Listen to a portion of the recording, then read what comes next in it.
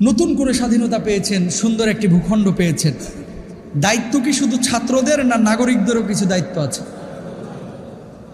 শুনেন, লাঠি দিয়া আর বন্দুক দিয়া সবসময় মানুষকে কিন্তু দাবিয়ে রাখা যায় না। কথা বলেন না কেন? যদি আপনার ভেতর ঠিক না হয়, সারাদিন কি লাঠি দিয়ে পিঠে আপনার ঠিক করা যাবে? আমি যদি ভালো না হয়, সারাদিন মায়ের রেখে আমরা ভালো করে ফেলতে পারবেন? ভালো হওয়া খারাপ হওয়া এটা আন্তরিকতার একটা বিষয়, স্পিরিচুয়াল একটা বিষয়, স্পিরিচুয়াল একটা বিষয়। আপনি এখন একটা পরিবেশ পেয়েছেন, নাগরিক হিসাবে আপনার কিছু দায়িত্ব আছে। দায়িত্বগুলো কি? এক নম্বর দায়িত্ব, আল্লাহ সুবহানাহু ওয়া তাআলা পবিত্র কুরআনুল কারীমের মধ্যে কি বলছে খেয়াল করেন।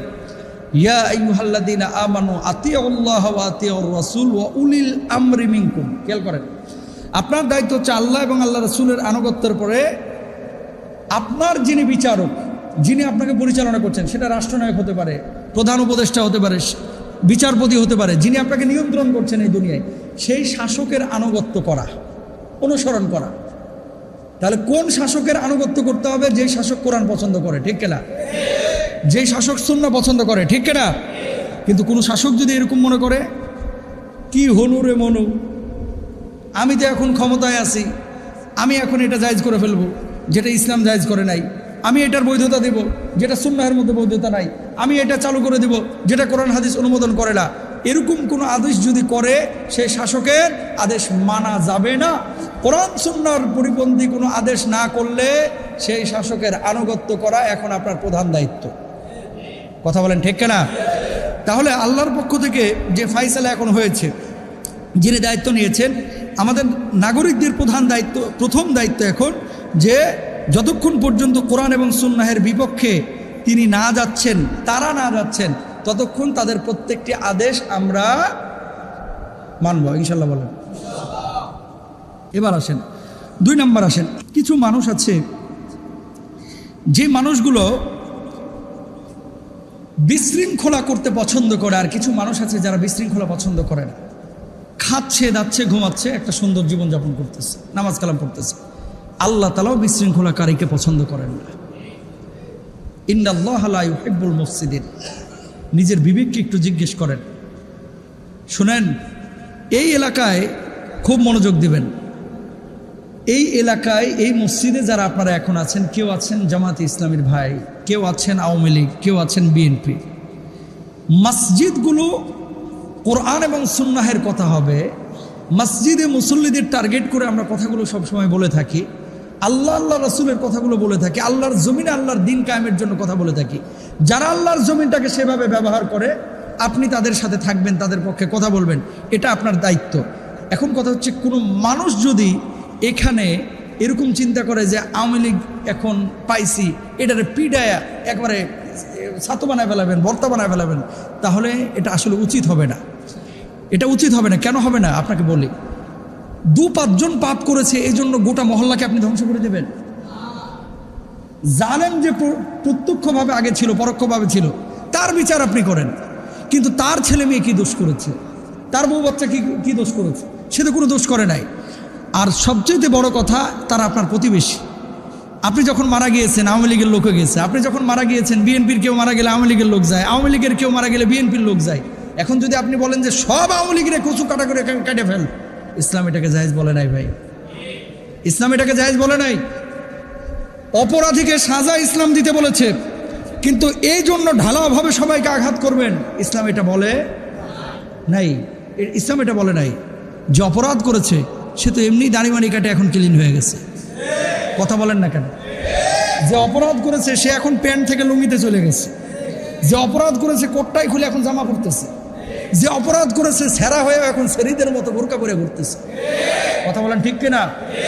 যেটা চোর এটা তো পালাই গেছে, আর যেটা ভালো এটা বুক ফুলায় হাঁটতেছে। কথা বলেন ঠিক কিনা? সুতরাং দলীয় মতভিন্নতা এটা আমাদের থাকতে পারে, কিন্তু আক্রোশ নিয়ে কাউকে আঘাত করা এটা ইসলামের শিক্ষা না। আজকে ও না হলে চিপাই পড়ছে, কালকে আপনি পড়বেন না নিশ্চয়তা আছে? সেদিন কিন্তু মনে রাখতে হবে। তাহলে ওর সাথে আপনার পার্থক্যটা কোথায় থাকে? আল্লাহর নবী যখন মক্কা বিজয়ের পরে, মক্কায় ফাতহে মক্কার পরে যখন প্রবেশ করলেন, নবীজি সাধারণ ক্ষমা ঘোষণা করলেন যে আজকে থেকে সবাইকে আমি নবী মাফ করে দিলাম, নবীজির এই ঘোষণা শোনার সঙ্গে সঙ্গে অনেক মানুষ কালেমার সুশীতল ছায়াতলে আসলো। আল্লাহর নবীকে বললেন, এত অপরাধ করার পরেও যে ইসলাম ক্ষমা করতে শেখায় সেই ইসলাম থেকে কিভাবে দূরে থাকে? আর আমরা অন্য ধর্মে থাকতে চাই না, কালেমা পড়ায় দেন, আমরা ইসলাম কবুল করে নিতে যাচ্ছি। হাজার হাজার মানুষ ইসলাম কবুল করলো। কারণ কি? এই যে মহানুভবতা, যে ইসলাম এত অপরাধ করার পরে এই লোকটারে দেশ ছাড়া করেছে, এই লোকটারে বাড়ি ছাড়া করেছে, এই লোকটারে জেল খাটাইছি, এই লোকটারে 3 বছর আমরা একেবারে কারারুদ্ধ করে রেখেছি, সেই লোকটা এখন প্রতিশোধ নিতে চাইলেই নিতে পারতো, রক্তপাত ঘটাইতে চাইলেই রক্তপাত ঘটাইতে পারতো। সেখানে এই লোকটা এত মহানুভব, এত ভালো, তাহলে এর ধর্ম কত ভালো, যা আমাদের ধর্মে আর থাকবোই না, ইসলাম কবুল করে নিলাম। সুবহানাল্লাহ। তো যেটা এতদিন জুলুম করেছে, আপনার আখলাক দেখে, আপনার ক্ষমার ভাষা দেখে সে তো আপনার দলেও আসতে পারে, ঠিক না? আর যদি ওর মতোই আপনি কামড়টা বসান, তাহলে তো হলো না ভাই, হলো না। এই জন্য হ্যাঁ, তবে এমন কিছু অপরাধী আছে যে অপরাধীদেরকে নবীজি সাল্লাল্লাহু আলাইহি ওয়াসাল্লাম ক্ষমা করেন নাই। এরকম অপরাধী ছিল 14 জন। কয়জন? 14 জন, কেউ কেউ বলছেন 15 জন। এদেরকে নবীজি ক্ষমা করেন নাই। শুনেন, কিছু পাপী আছে যারা ভুল বুঝতে পারে, এদেরকে ক্ষমা করে দেওয়া উচিত। আর কিছু পাপী আছে, ও ভুল বুঝে নাই, ও মুনাফিকি করতেছে, ভাইরে মাফ করে দেয়, আর মনে মনে বলতেছে দিন আমারও একদিন আসবে, সেদিন ছবলটা দেব। কথা কন না কেন? এগুলোর ক্ষমা করা উচিত না, ঠিক না? আল্লাহ নবী সাল্লাল্লাহু আলাইহি সাল্লাম কাদেরকে ক্ষমা করেন নাই? 1 মিনিটে নামগুলো বলে দিই। 1 নম্বর হচ্ছে আব্দুল্লাহ ইবনে খাতাল, 2 নম্বর ফারতানা, 3 নম্বর কারিনা, 4 নম্বর সারা, 5 নম্বর হুয়াইরিস ইবনে নুকায়েদ, 6 নম্বর মিকিয়াস ইবনে সুবাবা, 7 নম্বর আব্দুল্লাহ ইবনে সাদ ইবনে আবি সারা, ইকরামা ইবনে আবু জাহাল, 9 নম্বর হাব্বার ইবনে আসওয়াদ, 10 নম্বর কাব ইবনে জুহাইর, 11 নম্বর ওয়াহশি ইবনে হারব, 12 নম্বর হারিস ইবনে তুলাতিল, 13 নম্বর আব্দুল্লাহ বিন জিবারা, 14 নম্বর হুবাইরা ইবনে আবি ওয়াহাব, 15 নম্বর হিন্দা বিনতে উতবা। এই 15 জনকে আল্লাহ নবী ক্ষমা করেন নাই। আর 6 জনকে ঢোকার সাথে সাথে সাহাবীরা দুনিয়া থেকে বিদায় করে দিচ্ছে, মেরে ফেলাইছে। কেন? এরা হচ্ছে ক্যান্সারের মতো। এখন মুখে মুখে বলবে যে আমার ক্ষমা করে দেন, ক্ষমা করে দেবে, এরাই আবার ইসলামের বিপক্ষে অবস্থান নেবে, মুসলমানদের বিপক্ষে অবস্থান নেবে। এখানে যাদেরকে মারা হয়েছে, যাদেরকে সাধারণ ক্ষমা করা হয়নি, এই যে যাদের নাম বললাম মক্কা বিজয়ের পরে, এদের মধ্যে 5-6 জন ছিল যারা পূর্বে মুসলমান হয়েছিল। বুঝছেন কি হয়েছিল? ইসলাম কবুল করছিল, মুসলমানদের থাইকা মুসলমানদের ওপর দিয়ে পানি ঢালছে গাছে, নিচ দিয়ে শিকড়টা কাটিয়া আস্তে করে ভাইগা চলে এসেছে, পরে মুরতাদ হয়ে মুসলমানদের বিপক্ষে আবার লড়াই করছে। নাউজুবিল্লাহ বলেন না?